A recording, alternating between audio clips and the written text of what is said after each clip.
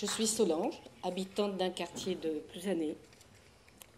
J'en avais assez, en fait, de voir mon quartier qui se fermait. L'espace où nous sommes actuellement était une ancienne école qui s'était fermée. C'est sûr qu'au début, on a vachement apprécié dans le quartier. Plus de voitures, plus de bruit, c'était bien. Seulement, tout le monde s'est renfermé sur soi. Les gens ne se parlaient plus, en fait. Le centre social a eu l'idée de venir s'implanter dans cette ancienne école, dans cet espace intergénérationnel qui est à l'espace Éric Tabarly à Plouzané. Les salariés du centre social ont fait une enquête pour essayer d'ouvrir ce quartier, et ces enquêtes ont amené des résultats un petit peu surprenants finalement. Il y a eu beaucoup de population qui a été enquêtée. Et en fait, c'est des alors quoi, alors comment, alors quoi. Toutes les questions se posaient. Alors quoi? On n'est pas capable de vivre ensemble?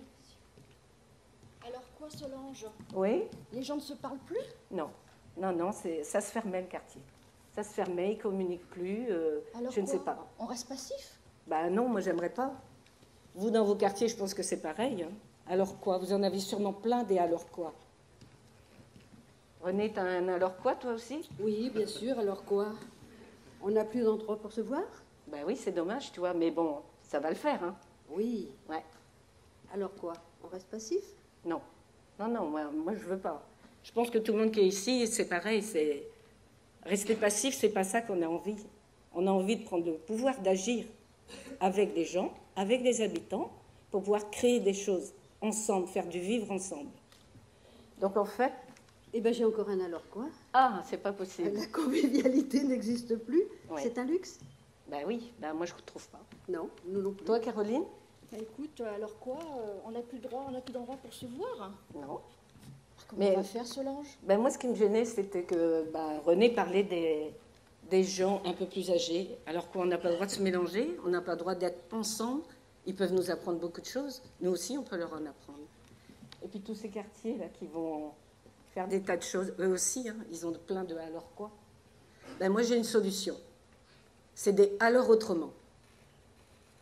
On a décidé à une dizaine de personnes, on a créé un groupe à Plouzané, tout ça aussi avec l'aide du centre social La Cortéchelle à Plouzané, hein, qui nous ont vraiment bien aidés. On a réfléchi et on a voulu faire ce qu'elle disait, créer un espace convivialité. Ça a été long, le débroussaillage n'est jamais très facile. Hein. Voilà, on a appris à se connaître, à échanger nos idées, à s'apprivoiser aussi. Hein. Et puis est né quelque chose qui commençait à plaire un peu à tout le monde.